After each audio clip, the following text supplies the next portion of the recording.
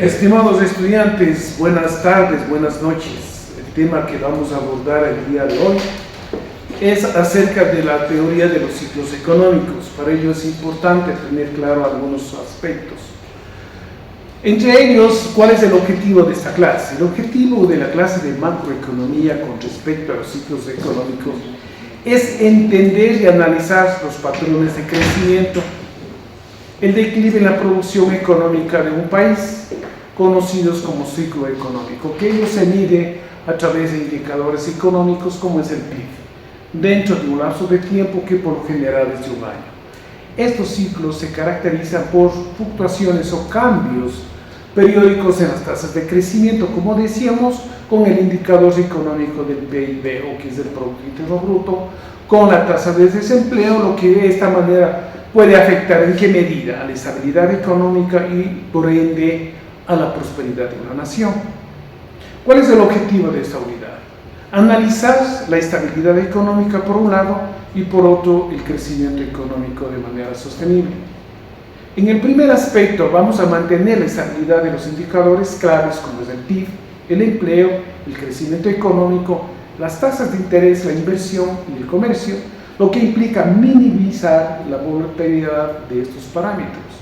En lo que hace referencia al crecimiento económico, es importante tener claro que esta política conduce a fomentar un crecimiento que sea sostenible en el tiempo, manteniendo la inflación baja, reduciendo el impacto ambiental del crecimiento.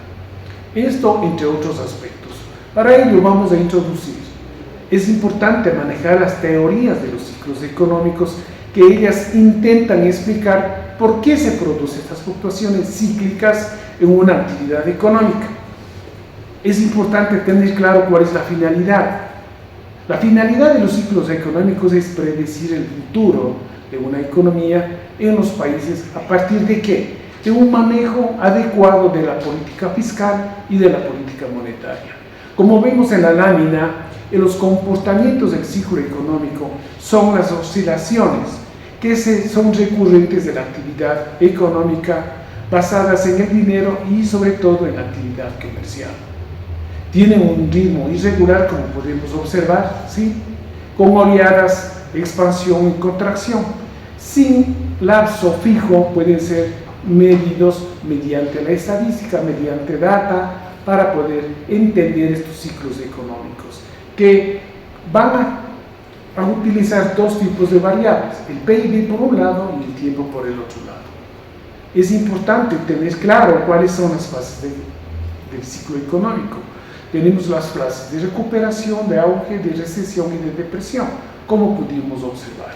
Es importante además tener claro cuáles son los antecedentes dentro de este aspecto, y para ello es importante tener claro lo que manifiestan algunos grandes pensadores, algunos eventos como la Gran Depresión de los años 29, que obligó a profundizar los estudios científicos sobre este tema, ya que afectó de gran medida en escala mundial a la economía mundial. En otro sentido, es importante tener claro y manifestar dentro de la teoría de los ciclos económicos, en los cuyos representantes son como Kailand y como Prescott, en los que indican que hay factores que se relacionan directamente o inversamente con las fluctuaciones cíclicas.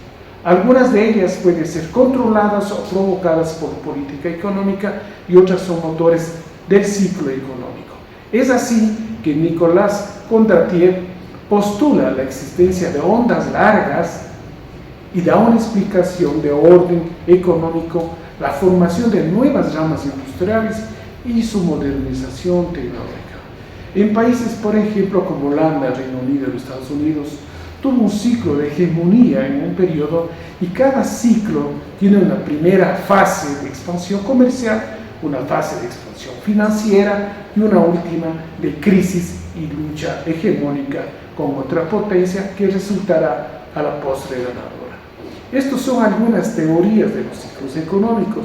Es importante nominar a una escuela austríaca que sostiene que los procesos de expansión monetaria y crediticia sitúan los tipos de interés por debajo de sus niveles naturales, suscitando la formación de ciclos expansivos y recesivos. También es importante considerar una teoría más actual, una teoría marxista, en la que la baja de la tasa de ganancia y la acumulación acelerada son los dos aspectos que se manifiestan en un mismo proceso de desarrollo de la capacidad productiva.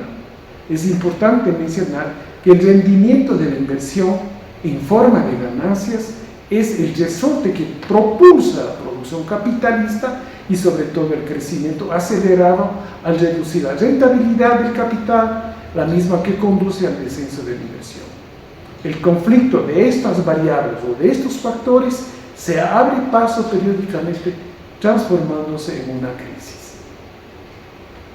Otro de los pensadores que actúan dentro de la teoría de los ciclos económicos, es importante descartar el ciclo económico-político. Según esta teoría, los responsables de la política económica tratan que la situación de la inflación, sobre todo, y del desempleo sea óptima o equilibrada en época de elecciones, lo que va a pasar quizá en los meses siguientes, ¿no?